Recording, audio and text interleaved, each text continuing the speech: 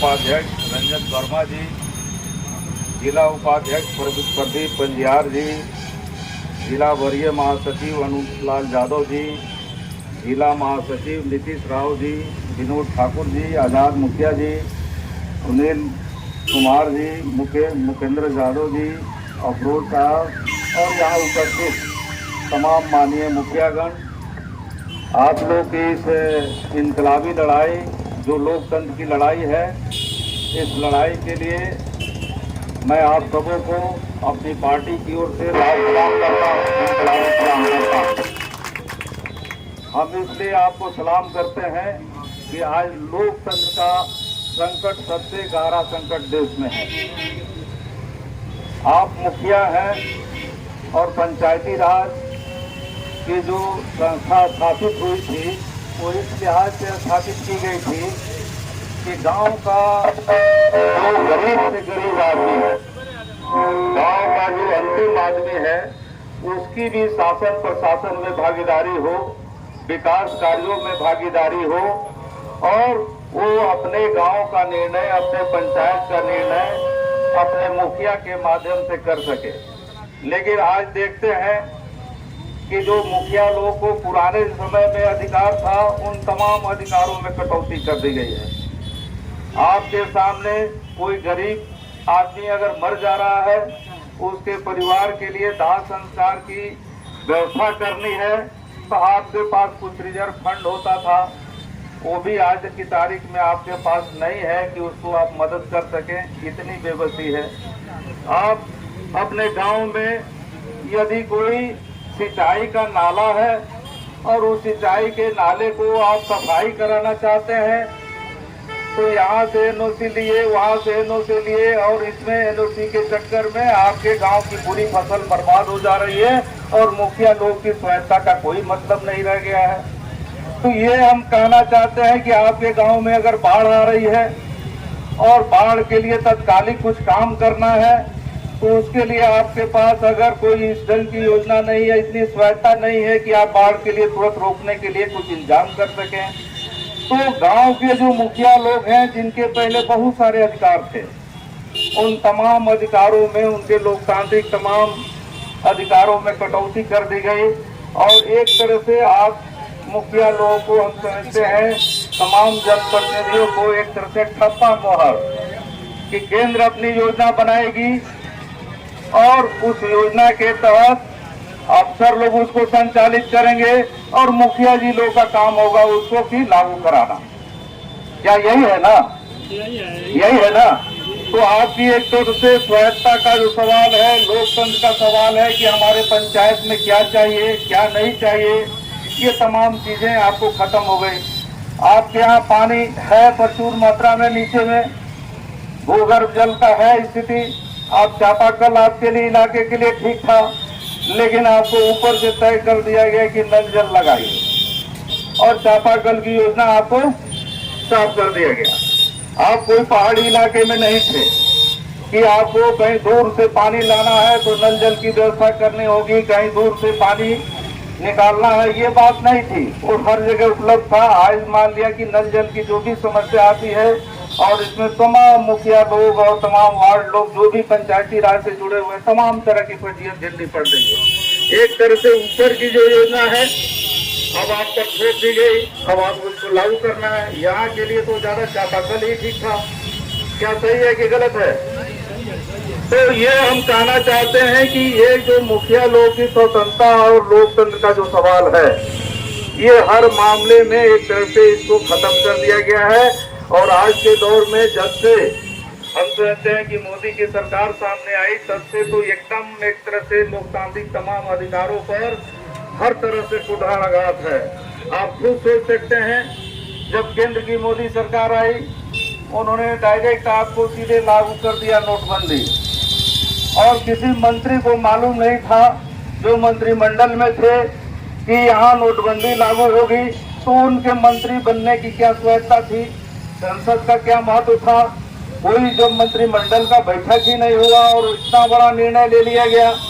आपने फिर देखा कि कैसे लॉकडाउन एकदम अचानक आ जाता है और पूरे लोगों का जनजीवन तबाह हो जाता है। कोई आदमी निर्णय कर देता है, कोई लोकतांत्रिक प्रक्रिया का सवाल नहीं है।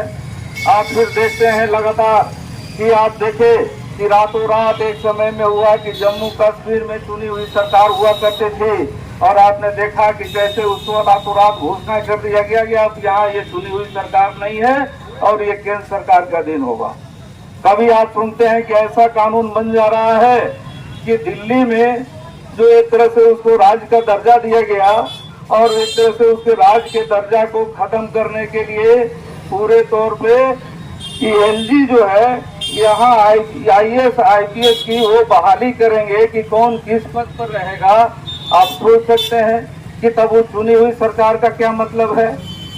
तो ये स्थिति जो है वो पूरे देश में एक बनी हुई है कि कहीं जो संस्था है, जो लोकतांत्रिक संस्था है, जो लोकतांत्रिक संस्था है, उस संस्था का क्या हुआ। तो एक ये स्थिति पूरे देश में बनी हुई है कि चाहे वो संसद हो, चाहे आपको नीचे की जो पंचायती राज संस्था हो, इसमें जनप्रतिनिधियों के अधिकारों में लगातार कटौती करके और तमाम तरह के लोकतंत्र की सीमा को खत्म किया गया है। और इसमें हम समझते हैं कि लोकतंत्र की बहाली जो है आज पूरे देश का मुद्दा बन रहा है। पूरे देश में इसको लोग लड़ रहे हैं। यहाँ तक कि जो संस्थाएं हैं उनके अधिकारों की ही लड़ाई नहीं, बल्कि बोलने की आजादी से लेकर के, पत्रकारों की आजादी से लेकर के, वकीलों की आजादी से लेकर के, तमाम तरह के संगठन बनाने से लेकर के और हर तरह के संगठनों के जो अधिकार की जो बात है उस तमाम चीजों पर कुठाराघात है। तो ये लोकतंत्र की लड़ाई है, और इस लिहाज से हम आपको सलाम करते हैं कि आपकी ये लड़ाई लोकतंत्र की लड़ाई है, किसानों के लिए है, मजदूरों के लिए है, छात्रों युवाओं के लिए और तमाम तरह के नागरिक अधिकार की बात करने वालों की लड़ाई है। और ये लड़ाई आपका जिंदाबाद है और जिंदाबाद रहेगा, जिसमें हमारी पार्टी आपके साथ है। हम आपसे ये कहना चाहेंगे कि जो केंद्र की योजना है, जो जिससे मुखिया लोग सबसे ज्यादा प्रभावित हैं, वो मनरेगा की एक योजना है। मनरेगा की योजना में केंद्र के कानून के हिसाब से अकुशल मजदूरों को कम से कम 429 रुपये मजदूरी आज की तारीख में देना है। लेकिन आपके लिए, बिहार के लिए केंद्र सरकार ने तय कर दिया 228 रुपये।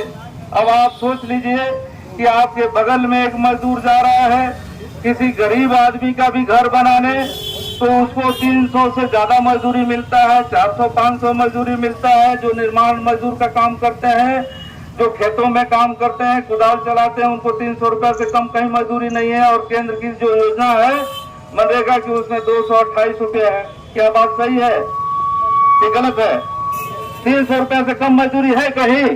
लेकिन केंद्र सरकार ने तो सीधे तौर पे जो ये मोदी की सरकार है 228 रुपये मजदूरी बिहार के लिए किया है। ये पूरा तौर पे अन्याय है कि नहीं है? ये गैर कानूनी है कि नहीं है? तो हम ये कहना चाहेंगे कि इस लिहाज से ये जो मजदूरों के हक की लड़ाई, आपकी लड़ाई, जो आपने मनरेगा का सवाल उठाया है, आपके पर्चा में है कि मनरेगा योजना को खत्म किया जा रहा है। तो मनरेगा योजना को कई तरह से खत्म कर रहे हैं वो लोग। मनरेगा में आप काम करा लेंगे और उसका भुगतान नहीं होगा, और इसके लिए आप ये ऑनलाइन से लेकर के और तमाम के सर्वर की बात आ रही है कि ये सर्वर नहीं खुल रहा है, तो ये पोर्टल नहीं खुल रहा है, तो ये ढंग के तमाम बातें आते रहती है। तो ये जो सीधे तौर पे इसमें बात है जो हम लोग भी लड़ रहे हैं अपने संगठन की तरफ से कि कार्यस्थल पर ही मजदूरों को मजदूरी मिल जानी चाहिए, और उसकी मजदूरी जो है, जो मनरेगा की मजदूरी है, वो 600 रुपये से कम नहीं होना चाहिए। 200 दिन काम कम से कम मिलना चाहिए। तो आप जो उठा रहे हैं मनरेगा के सवाल, तो मनरेगा को जिंदा तो इसी रूप में कर सकते हैं कि वो कार्यस्थल पर ही उनको मजदूरी मिले, और न्यूनतम मजदूरी से, जो केंद्र सरकार की न्यूनतम मजदूरी है, उससे कम नहीं मिलना चाहिए। आप लोगों ने देखा कि कैसे, जिसका आपको सबसे ज्यादा सामना करना पड़ता है कि लोग कहते हैं कि पिछला मुखिया जो था, वो मुखिया जी जो थे, वो गरीबों का पक्का मकान बनाते थे। ये जो मुखिया जी आए हैं, ये गरीबों का पक्का मकान नहीं बनाते हैं, सबसे निकम्मा आदमी है। क्या ये आप सवाल से जूझ रहे हैं कि नहीं जूझ रहे हैं? अब ये योजना तो केंद्र ने जो आपको अपने पूरे चुनावी लाभ के लिए 2019 में बोला कि 2022 तक किसी गरीब का पक्का मकान, किसी गरीब का कच्चा मकान नहीं होगा। और 2 साल से अभी मुखिया जी कह रहे थे कि 2 साल से वो पूरी योजना ही बंद है। तो ये इस तरह से ये पूरी तरह से भजिया जो है केंद्र सरकार की जो नीति है उन नीतियों के चलते हो रहा है, और राज्य सरकार भी इसमें जितना काम करना चाहिए वो नहीं कर पा रही है।